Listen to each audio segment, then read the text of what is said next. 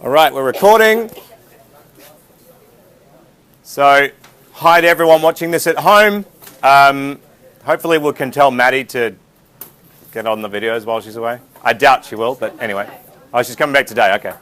Anyway, to catch up, Maddie, and others, you might want to revise. We're going to look at Esters. Please make sure you get your notes out, boys. Josh, Luke, we ready? All right, let's begin. So we were introduced to esters last year. We tried to make a couple, but we didn't refine it. We just made rough versions of them. We didn't distill them. We didn't purify them. What we'll do on Friday is actually do the purification part as well as the reflux, the making of them. Where have they found? Like I said, they're basically fruit flavoring. All right. Ethyl methanoate is your raspberry flavoring. Pentyl butanoate is your apricot flavoring. Methyl butanoate is pineapple. And if you've got methyl benzoate, you've got the feijoa or the feijoa flavoring, which is a type of tropical fruit. And I think of flowering, it refers to a flower as well. So, again, looking at the structure, you've got that carbonyl group. And you've got this oxygen link. The chains tend to get a bit bigger when we're looking at esters, so polarity doesn't quite come into play. They can be quite often insoluble in water. All right, despite the fact, now this is a polar group, but you have large chains either side, so it makes them less polar than most. So, how do we make them? Well, it's just a combination of a carboxylic acid and an alcohol. All right? You get the main name from the carboxylic acid. So whatever carboxylic acid you start with is going to have the root name.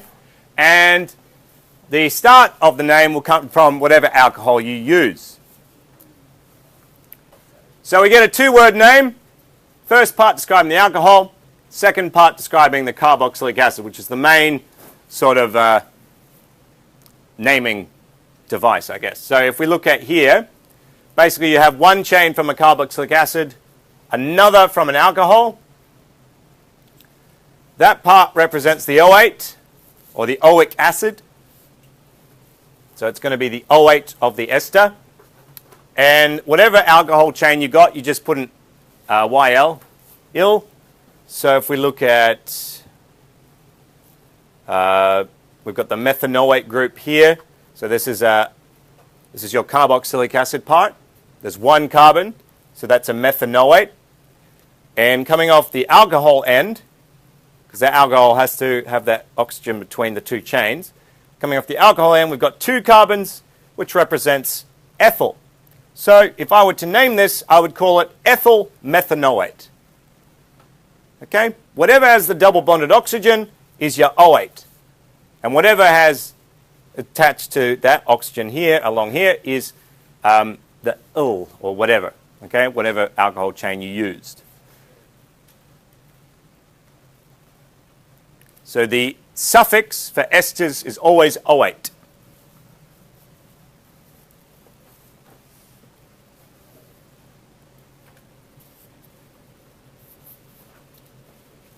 And if you are watching this at home, I suggest you get your notes out, because this is going to be quite glary.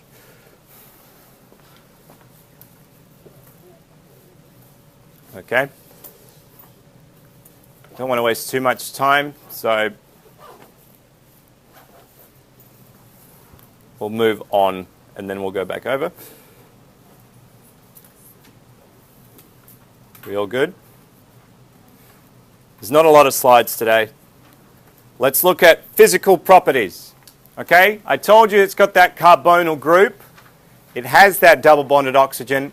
That means it's going to pull electrons toward it. It gives it slight polarity in the middle. But slight polarity in the middle doesn't really help the entire molecule.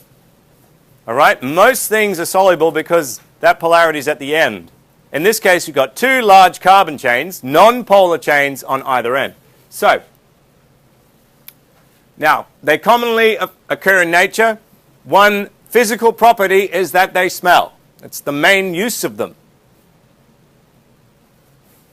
The other use is for making soap, which I'll go into later. So, often responsible for distinctive odors and flavors of fruits. The reason why these odors are made and are produced in nature is to attract pollinators. It's the main function of a good smell, to attract something that might eat the seeds of that fruit and propagate the plant. Okay, so fruit or plants have evolved to smell good. Boiling points are low, okay, lower than alcohols, because remember, it's not as polar as alcohol. They cannot undergo any hydrogen bonding. They have none to do that, so they can't hold on to each other. So if they can't hold on to each other, their boiling points are lower, as are their melting points. And this is useful for us, because it means we can boil off the ester, right? Leave the alcohol and carboxylic acids in our little flask, and then we can purify it, we can refine it. And again, because they cannot form hydrogen bonds, their solubility is almost negligible in water, all right? The methanoate will be all right, but ordinarily speaking, they are not soluble at all in water. So what we will do as well on Friday is separate the ester layer from what we call the aqueous layer. Okay, so it will sit, and then we'll separate it in a separating funnel.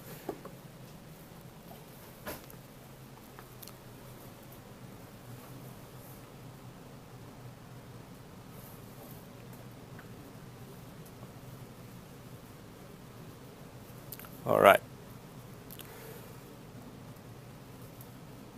Looking at chemical properties, this is the main thing we really want to be looking at, because this will be in the tests and the exams and everything else, of course.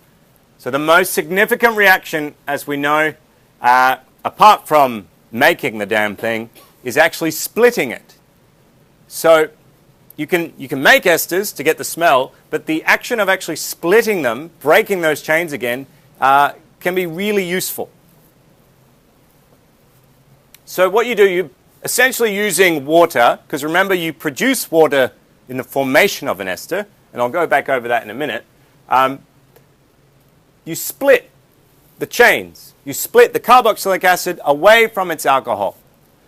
You put the hydrogen and the oxygen back into the system.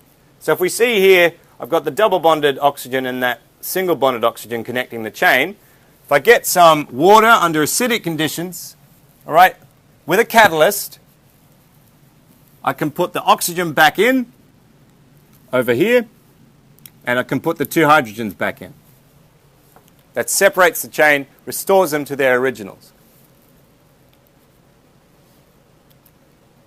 We call that, if we use an acid as the catalyst, we call it acid catalyzed hydrolysis. Hydrolysis means water and splitting. That's what lysis is, the splitting of something. Hydro meaning water. All right, so you're using water under certain conditions to split that chain, sever that ester link, return the alcohol and the carboxylic acid back to its original state. Was there a question, Caitlin? No? Are there any questions on that? It's basically the reverse, okay? And you notice that I've got a double arrow here. That double arrow means this reaction, any ester reaction goes both ways. Okay, it'll shift to one end, and once there's too much ester being produced, it'll start to split itself. All right, it'll start reacting with water again and go back the other way. It reaches what we call an equilibrium. All right, part product, part reactant. And that's why we need to, sorry? Put one in excess? Yes, put one in excess, put whatever reactant you want in excess, and that's why we have to actually boil off the ester later on, because all the products are still there. So you can shift this equilibrium. If I had more ester than I would these two guys. If I had more alcohol and carboxylic acid, the reaction will start going the other way. It just depends on what there's more of at the time. But that is one of the main reactions, splitting.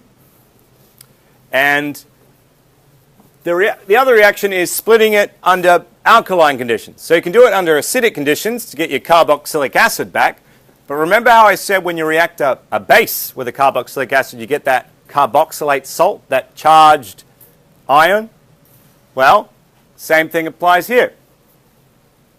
You can do it under basic conditions or alkaline conditions with carboxylic acid component being removed from the organic equilibrium as a water-soluble carboxylate salt. So if you wanted to remove it, react it with some sodium hydroxide, all of a sudden you turn that part of the chain into this carboxylate ion which is charged. You've got sodium whacked on there. It's an ionic salt. It's able to dissolve. That's the main thing.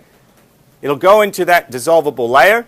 You can just basically turn the tap, get rid of that layer, and you're just left with what you want, which could be the alcohol, could be an ester, doesn't matter. Either way, if you split that, you can get a charged salt. Now, what happens with soap, okay? You get a large fat, what's called a fatty acid, which is a giant carbon chain with a carboxylic acid on the end. All right? You separate that, react it with a base, and all of a sudden you get a charged soluble fat in water, which is soap. So we call that saponification. All right? We look more at that in topic 4. But it's just to be aware that you can split those chains using acids, or you can split them using bases.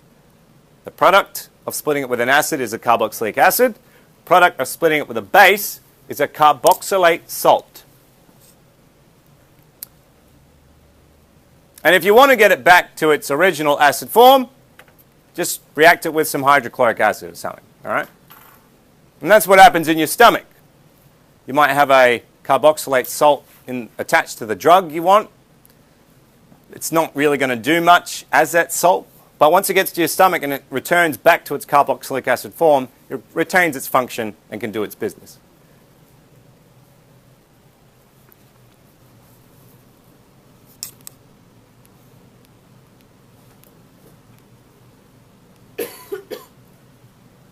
And I'll just do my last slide of today.